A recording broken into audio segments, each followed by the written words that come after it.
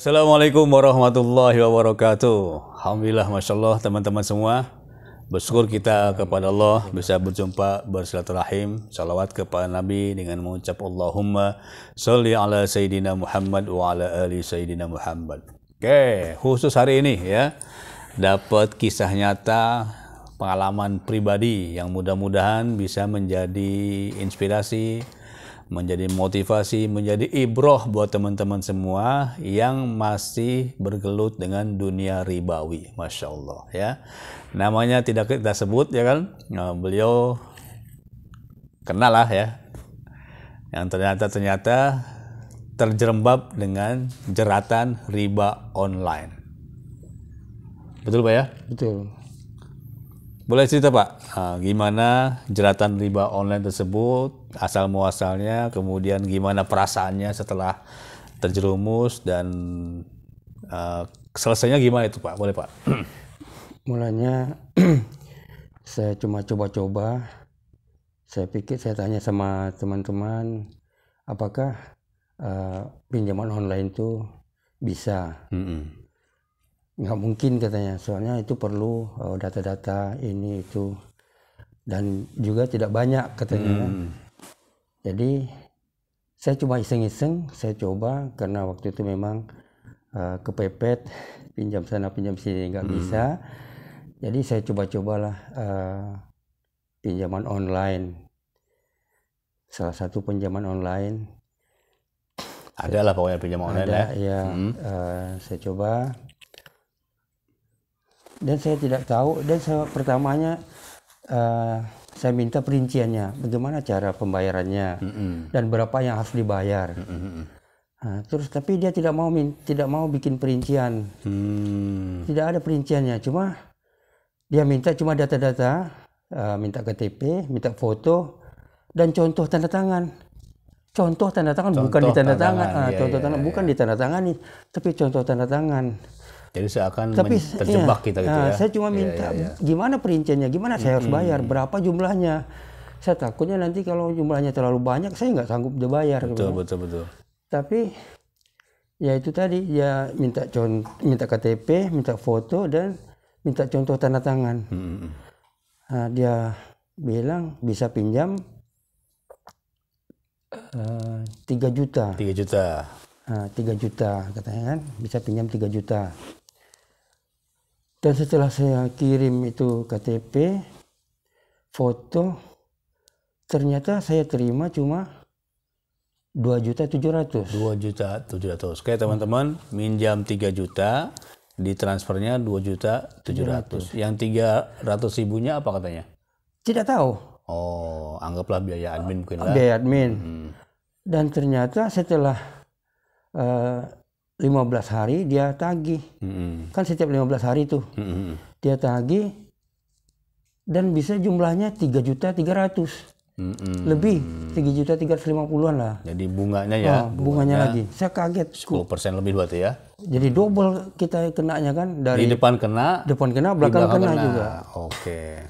Aduh, saya menyesal. Saya kenapa bisa gitu perinciannya? Kalau saya tahu perinciannya gitu, saya nggak akan mau pinjam. Iya. Ya kan, jadi itulah. Tapi syukurnya bisalah bayar karena ada yang bantu, dengan bantu Pak Ustadz. Oke ya, jadi teman-teman pertama kita lihat akadnya ya. Pertama akad pinjam meminjam. Dia bukan sekedar tambahan di belakang, di depan pun sudah dikurangi kan sebanyak 3.000 alias 10%. Saya ulangi lagi, minjamnya 3 juta, ditransfer 2,7, artinya 10% sudah hilang kan. Beda dengan minjam dengan kawan kan, minjam 3 juta kan. Iya. Minjam 5 juta dikasihnya kan. Ini minjam 3 juta, kenanya dapatnya 2,7 juta. Itu yang pertama. Yang kedua kita lihat bayarnya mesti 3,3 juta. Nah, setiap tambahan dari transaksi pinjaman adalah riba. Nah, itu perlu dipelajari oleh kita semua ya, teman-teman semua. Pinjaman kemudian ada tambahannya, itu namanya riba. Dan riba dosa besar. Minta ampun kepada Allah Subhanahu wa Ta'ala kan. Banyak di Al-Qur'an kan, salah satu ayatnya, ya ayyuhalladzina amanu taqullaha wa zaru ma baqiya minar riba in kuntum mu'minin. Hai orang-orang beriman, bertakwalah kamu kepada Allah dan tinggalkan sisa-sisa riba gitu. Kalau dia minjem 3 juta kemudian dikasih 3 juta dan bunganya 300.000, nah bisa di stop tuh bunganya ya kan. Ini di awal saja sudah rugi kita, sudah ditransfernya 2,7 juta plus bunga pula, Masya Allah. Akhirnya bayar setiap 15 hari. Setiap 15 hari. Berapa itu Pak?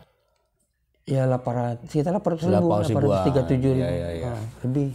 Kemudian nagihnya gimana tuh si orang itu? Oh, tiap saat itu, tiap hari itu ditelepon. Bisa berapa kali? Berganti-ganti orang. Oh, ganti-ganti orang. Ganti, kadang-kadang cewek, kadang-kadang cowok. Pokoknya 3 hari sebelum jatuh tempo itu, hari-hari, jam-jam itu diteror, ditelepon terus. Bisa berapa kali? Satu hari itu bisa 10 kali. Bisa 10 kali, Masya Allah, Masya Allah. Nah itu yang membuat kita gelisah ya. Gelisah, tidak tenang, Masya Allah. Lain-lain orang lah. Kadang-kadang paginya cewek, malamnya cowok. Itu. Telepon terus. Terus bayarnya tepat atau terlambat juga ada denda gitu? Bayarnya harus tepat. Kalau 1 jam aja terlambat. Itu terakhir itu kan 1 jam, gara-gara saya bayar itu terlambat 1 jam ya. Udah tambah lagi bunganya. 1 jam? Tambah 9.000. Masya Allah. 1 jam aja. Dari kan rencana kan jam 9 malam dibayar. Dia harus jam 2 siang harusnya dibayar. Tapi karena nggak ada waktu. Jadi hanya kan belum jam 12 itu kan. Tapi udah ada 9.000 rupiah. 9.000 tambah lagi. Tambahan dari yang itu. Denda terus. Sampai banyak lah pokoknya. Ya, jadi sudah kena bunganya, kemudian telat bayar kena denda pula. Masya Allah, Masya Allah. Betul, hati-hatilah. Alladzina yaquluna riba la yaqumun illa kama yaqumul ladzi yatakhabbatu syaitanu minal mas. Orang yang makan riba tidak akan berdiri, melainkan berdirinya orang gila kerasukan setan. Nah, mungkin gitu Pak ya. Udah yang mabok gitu, yang nelpon pun terornya sehari bisa belasan kali.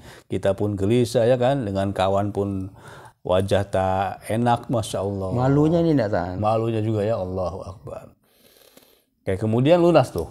Ya, insya Allah, alhamdulillah lunas. Ada bantuan kawan ya. Ya, bantuan kawan, Pak Ustadz juga. Oke, teman-teman, Masya Allah ya. Jadi mudah-mudahan pertemuan singkat ini menjadi inspirasi, menjadi motivasi buat teman-teman semua. Bagaimana kawan kami terjerembab dengan pinjaman online ya. Minjam 3 juta, ditransfer 2,7, bayarnya 3,3 juta, telat bayar, denda kena 9.000 rupiah ya. Mungkin per hari ya kan, Masya Allah. Ini sungguh merugikan sekali. Bersabarlah kepada Allah dengan godaan-godaan riba. Qanaahlah dengan apa yang telah diberikan oleh Allah Subhanahu wa taala ya kan. Kalaupun kepepet terus tawakal kepada Allah, tak bisa kita lepas dari riba melainkan ada iman ya. Iman, takwa, tinggalkan riba, kemudian senantiasa beriman. Lepas sedikit saja, Masya Allah, jaminan BPKB Anda, jaminan KTP. Umur 18 tahun sekarang ya, sudah bisa minjam online, ngeri ya, ngeri sekali. Mudah-mudahan kisah ini menjadi ibrah buat teman-teman semua. Tetap beriman, tetap bertakwa kepada Allah, dan tinggalkan sisa-sisa riba. Mungkin ada nasihat buat teman-teman Pak, yang dia supaya kuat dan jangan sampai, cukup Bapak aja yang kena gitu kan, gimana? Ya kalau bisa kawan-kawan yang di luar, sebelum terjerumus ke dalam riba, janganlah coba-coba untuk pinjaman online. Masih ada jalan lain, mungkin ada pinjam teman atau kerabat yang lain, atau usaha yang lain. Atau usaha ya, atau usaha yang lain. Ya coba dulu, jangan langsung menyerah dengan pinjaman online. Masya Allah, Masya Allah. Bahaya. Oke, semoga bermanfaat. Kita jumpa di lain waktu dan kesempatan. Assalamualaikum warahmatullahi wabarakatuh. Waalaikumsalam.